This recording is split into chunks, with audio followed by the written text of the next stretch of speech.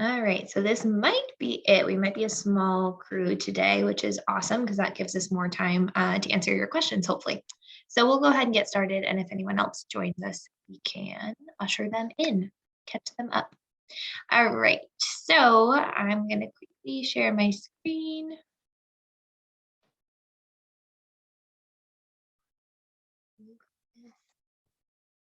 All right, so for the purpose of today, we are not going to spend a ton of time on general grants information. If you saw or attended our previous information session, we really went into this program in detail, and the link to that information session is up on our website.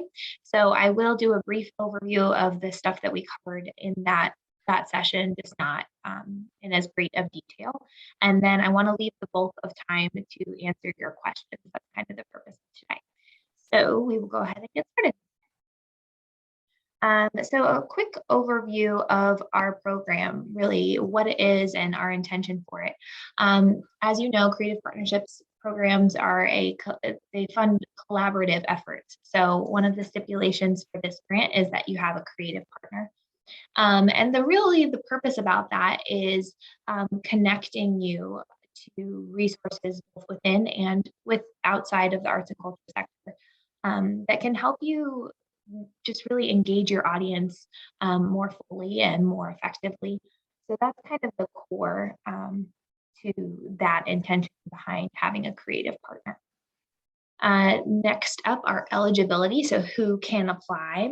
So as you probably already know, so there's two kind of parties for this application. There's the person who's submitting the application, that's the primary applicant. And the gist of who can apply for as a primary applicant is you have to have some kind of arts programming or be an artist yourself. So that means if you're a 501c3 arts and culture organization, you can apply.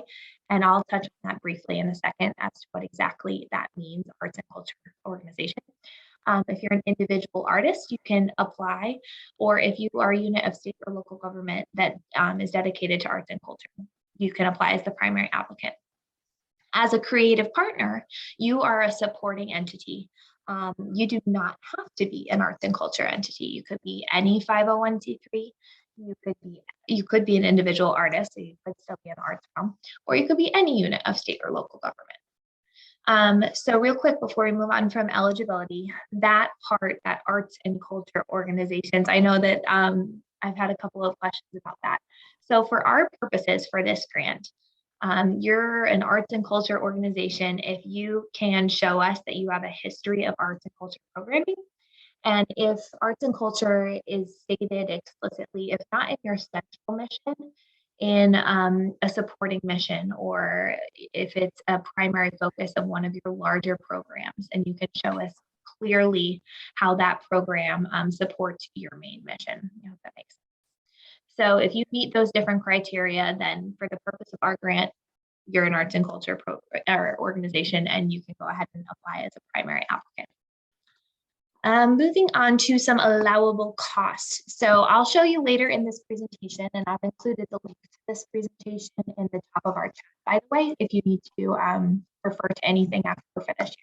So there's an entire list of allowable costs that we'll get to, but here's the gist. So any salary support of one or more salaried individuals, you can include in your proposal budget.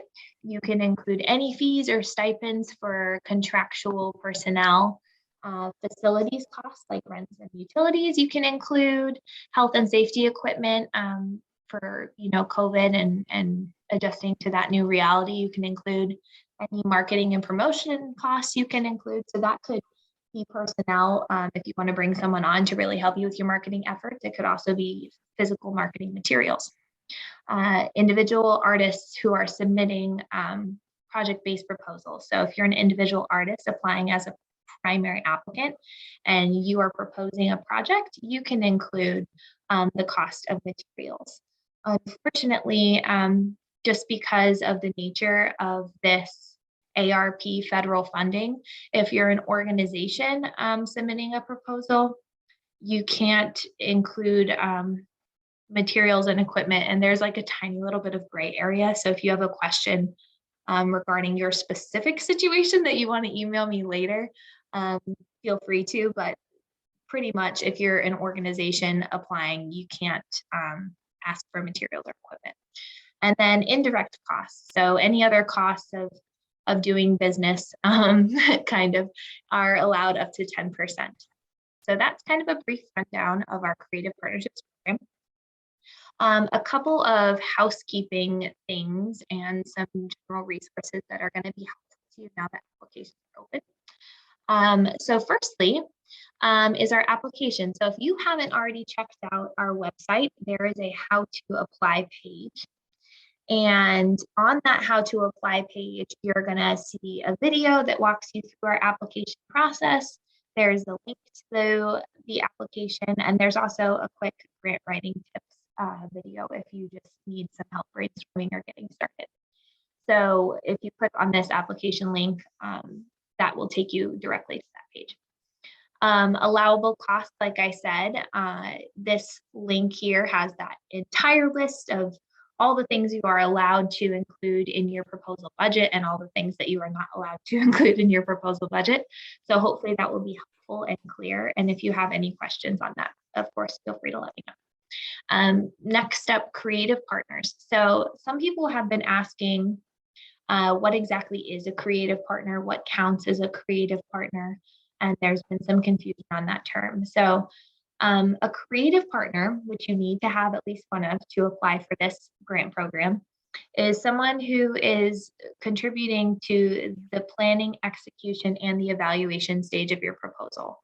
So they're really involved in this entire thing.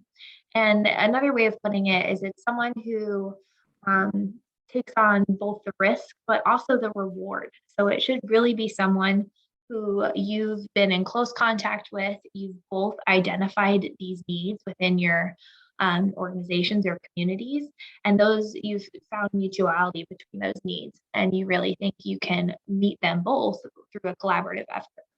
So I hope that makes some sense. By all means, you can include other people in your proposal that are not your creative partner. That's awesome, but you need to identify at least one creative partner that meets that criteria for this application. And then the last one, this one's a booger. So a UEI, a unique entity identifier.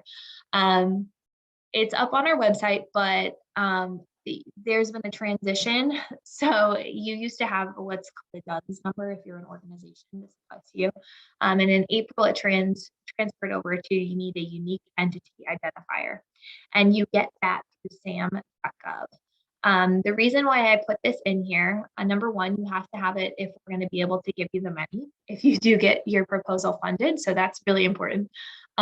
Secondly, there's been a lot of reports of challenges with getting this UEI just because the system is kind of over inundated by all these organizations who suddenly have to get this unique entity identifier. So if you are an organization who is applying for this grant, I recommend that you get on getting this UEI right away because it could take a couple of months to process. Hopefully it won't, but it could. The other thing about the UEI that you will find on sam.gov is it's going to ask you if you want to do an entire SAM registration or just get a UEI. You do not need for our grant an entire SAM registration. That's a really lengthy process. And you don't need it in order to get these grant funds. You just need the UEI. So in this presentation, when you click on this UEI link, it's going to take you to a resource that kind of spells out for you step by step exactly how to get this unique entity identifier. And I hope that that's helpful for you. Couple things at the bottom of this page. There's a link straight to our guidelines on our website. If you haven't looked through those already, make sure that you do so a few times before submitting your application. And then if you somehow missed out on the link to apply for this grant, the link is right at the bottom of this page if you just want to go ahead and use that. Awesome. One more thing in terms of the UEI that you might find helpful. I found this video on sam.gov site. And this is a video that walks you through just getting the UEI if you don't want the full stamp registration. So that might be helpful for you too. And that is there in the presentation for you to look at a later time. It was helpful for me, so I hope it's helpful for you. All right, so that's kind of it that I have to share with you. Obviously, if you have questions as we go into this question and answer phase about any of the information in our presentation or any information that was not given today, I'd be happy to answer it. So I think that the easiest way to do this is probably going to be, you can type your question into chat if you think that that will be clearer. You don't have to.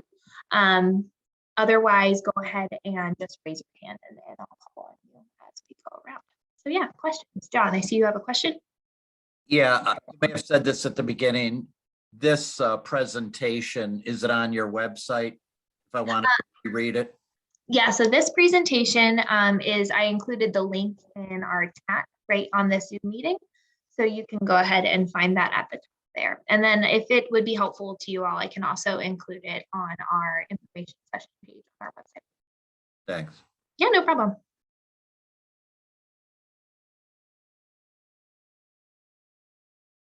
Yes, Jacqueline. Hi, so for the individuals that benefit from the proposal from the grant, Right. we do know that all primary activities have to take place within the specific Northwest sector. Right. If we were to say host an exhibit in that area, but then invite artists from across the state, would that be acceptable? Yeah, so are you considering these artists to be your creative partners or anything like that? Not creative partners, okay. No. Okay, yeah, that's fine. As long as primary award activities are taking place in Northwest Connecticut so that this community can access it, I think that that's fine. Okay, great. Thank you. Yeah, no problem. We have a question from Dean in the chat. He's asking, oh, cool. Do both primary and creative partners need the No, so just the primary applicant. It's only the person who's physically getting the money that needs the UEI. That's a great question, Dean. Yeah, Donna. It could be in the materials. I'm wondering, is there a timeline for award determinations and distribution? Yeah, that's a great question. Yep, so applications close on October 31st. We're hoping to announce decisions no later than December 1st. And then once we announce decisions, you can expect to receive your funds around 2 weeks. It really just depends on how quickly the NEA can get us the money so we can get it to you. But 2 weeks is kind of a standard. Yeah, Jacqueline again. And I know that final reports are due in October of 2023. When is the activity cutoff? Is it October 1st? Yep, it's October 1st. Yeah, so 30 days before reports are due. Okay, great. Yeah.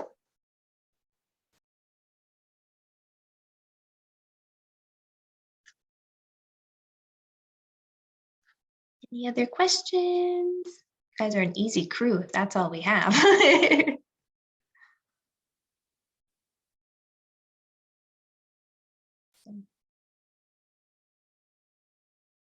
Well, if you guys don't have any other questions, oh, there we go. Dean, yeah, what's your question? I was going to type, but this might be faster. So as I read the other type of, I think it was an operational grant, and that was limited to 2,500 and 5,000. It was two different set amounts. And as I remember, the creative partnership was not limited to that amount. Right. And it's based on the budget of the project that you're proposing. Correct. So could it be as high as 10,000? Yeah. Okay.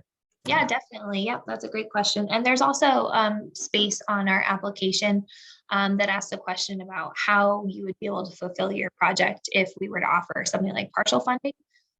So if you have a really, really big number that you're asking for, you might want to take the time just to kind of think through whether you could still, pull off the proposal with partial funding, if that would be possible or not. And there's always that option. Yeah, Donna. sorry, I think when I talked to you, I asked this question, but I just want to be sure. If we were to submit a proposal, but we actually went down the road of expending funds we actually started the program before we were awarded. Should we be awarded, could we apply the funds retroactively? Yes, and I actually just asked the NEA about that, and they said that was fine as long as none of your expenses were incurred before our starting date of the award, which was December of this year, right, Steph? I'm just like trying to think through. Okay, so as long as you did not, you're not including any expenses that happened before December 2021. Am I thinking that right? Math is hard. So I have stuff. Then you're good to go. Yeah. So if we started something in the fall, that's covered. That is covered. Thanks. Yeah, no problem. Yeah, Dean. Has anyone successfully actually gotten a UEI in the entire country yet? We did, but I think we got it through the SAM registration, which was the whole thing. I know it's. Are you still struggling with it, Dean? I know. So that is, yeah, Dean is a perfect example, as horrible as it is, about why it's good to start this process early, because unfortunately we are hearing a lot of reports about this system not being free of bugs and errors, and he knows the firsthand frustration of that. So if you do find yourself in the same ship as Dean, if you're trying to get a UEI and something weird pops up, feel free to let us know. I mean, I wasn't a ton of help for Dean, although I tried, but we can always try to comb our resources and our networks too, and see if we can find a solution to your issue for sure. The place where I continuously get hung up is it asks for year of incorporation and state. And this is for Marial, which is the year of incorporation was 1951. Yeah. But then there was also an IRS letter from 1967 and a recent Connecticut humanities grant that we got, it automatically filled in for the correct date, and it was 1967. So I've tried both Yeah.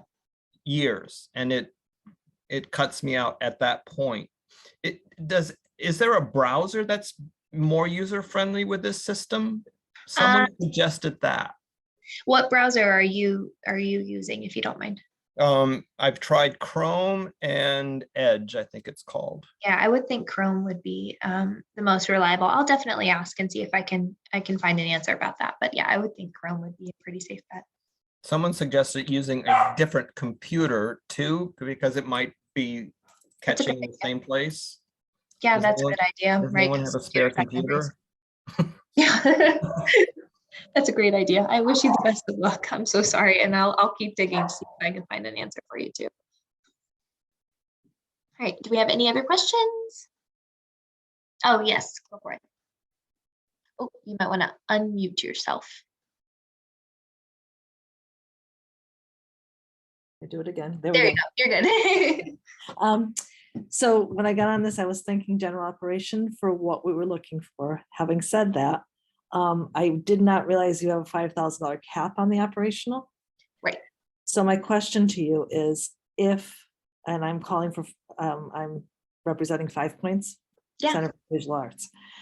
So if we were to do a residency program, our partner could be a artist that is out of state, or no, even though all the activities would be taking place here and involve the community here, is it okay if the partner is out of state?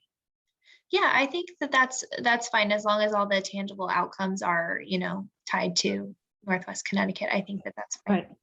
Okay, thank you so much. Yeah, no problem. Anything else? Awesome. Well, if there are no other questions, if something pops into your head later, feel free to shoot me an email. And like I said, the link to this presentation is in this chat, so you can go back and reference it at a later point. But otherwise, I think we're all set. So thank you guys so much for joining us, and best of luck as you start your applications. Catherine, really quick, I don't see the link in the chat. Oh, weird. Is it not at the top anymore? Here, I'll go ahead and add it again, just to make sure. It should be at the top of the chat, but you know, things don't always work as they're supposed to. Let's do this. Right. Scroll. All right, let me know if you guys see it now.